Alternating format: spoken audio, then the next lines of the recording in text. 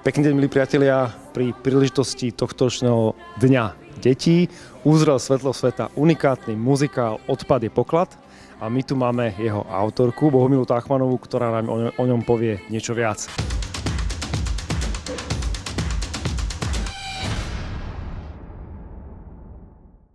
Takže Bohumila, ako vznikla tá myšlienka vytvoriť takýto muzikál zameraný na odpady? Ona vznikla viac ako pred 20 rokmi. Ten impuls prišiel od našej céry, ako ešte nebola ani len tínedžerka, a priniesla domov 4 kontajnery a položila nám ich do obývačky novej, podotýkam. A povedala, ideme triediť odpad. No a tak som sa zahambila, že som to nebola ja, ktorá tie kontajnery doniesla, ale naša dcéra. A trvalo to chvíľu, lež to celé vzniklo. Začala som robiť projekt Odpad je surovina pred 5-6 rokmi a teraz pred 3 rokmi som napísala text Odpad je poklad muzikálu a postupne trošku sa to tak oddialilo tou pandémiou, ale všetko zlé je na niečo dobré. Pandémia zase priniesla novú formu a to je online. A ja som teraz vďačná, že to je online, preto lebo vieme vyvzdelať každé dieťa na Slovensku a postupne aj všetkých dospelých. No, takže to je prvá forma, online muzikál pre žiakov a študentov. Ono aj ten muzikál je koncipovaný tak, že sú tam témy a aj piesne, jednotlivé žánre pre menších a pre väčších, ale ja si myslím, že je to pre všetkých. A ďalšia forma bude putovný už muzikál po mestách, takzvaná Eco Road Show, kde si jednotlivé mestá, teda žiaci v jednotlivých mestách budú môcť aj vysúťažiť tento muzikál, či príde práve do ich mesta. Tretia forma, veľká multimediálna ekoshow, kde vlastne muzikál bude súčasťou, pesničky budú identické, ale už ten scenár bude trošku posunutý nielen do témy odpadov, ale aj takých cez celospoločenské témy, ktoré nás trápia, aby sme proste postihli väčší ten diapazón tých tém. No a čo sa týka tých umelcov, tak na začiatku som bola sama, potom som stretla Milana Dočekala, my sme Martinčania a hudobná skupina Tým je z Martina. A vravím, ahoj Milan, potrebujem napísať muzikál. A o čom? O odpade, tak kúkol. Bola to aj preňho, ako sme počuli na tlačovej konferencii, bola to aj preňho nová vec, takže výzva aj pre takého skúseného fachmana. A hovorí, dobre Bohuška, napíšem ti muzikál o odpade. Mala som šťastie na ľudí. Nevznikol by tento muzikál, sama by som ho jednoducho nedala. Aj ten Tono S napríklad je jeho tá ekológia osobne zaujíma, takže to bol dobrý tip. Ďakujem pekne, vyšiel.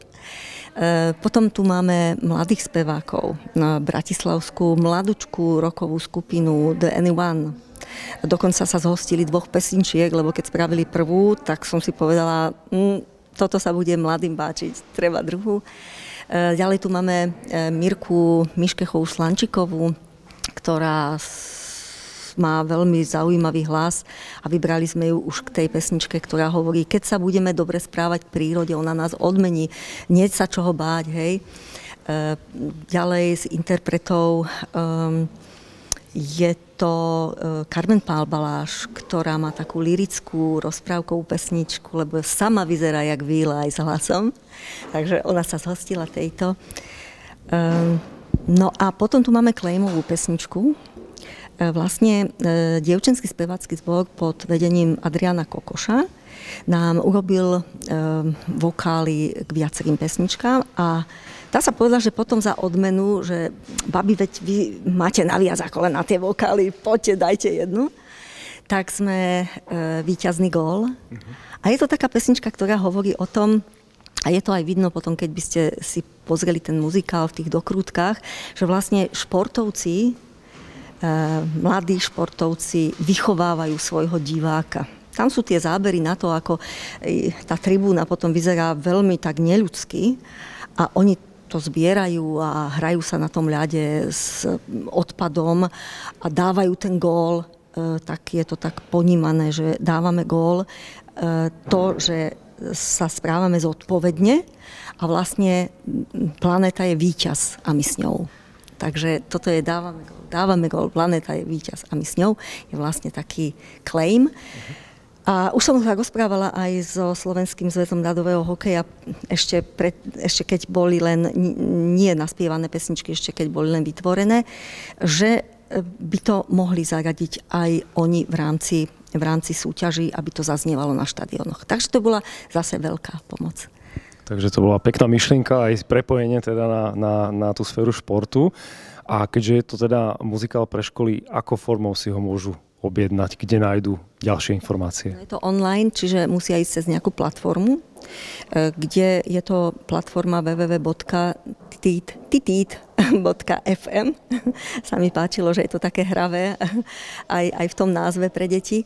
Čiže keď dá sa kúpiť na jednu triedu. Ešte raz si dovolíme poďakovať za tento počin a máme veľkú radosť, že môžeme ako odborný garant byť jeho súčasťou. A deťom prajeme pekný zážitok. Dovidenia. Dovidenia a srdečná vďaka za všetko a hlavne sa teším, keď mi dáte spätnú väzbu. Choďte na stránku www.odpadjepoklad.sk, tam sa nám dá napísať a poviete nám, ako sa vám páčil, čo vám chýbalo, čo treba zlepšiť, čo treba do budúcna zhudobniť, aby nám to prešlo tá emócia celým telom a potom, aby sme ju dobrovoľne a fantasticky, perfektne, aj bez zákonov dodržiavali. Ďakujem pekne. Ďakujeme, dovidenia. Sledujte nás na YouTube kanáli Naturpark verejnosti a staňte sa našim odberateľom.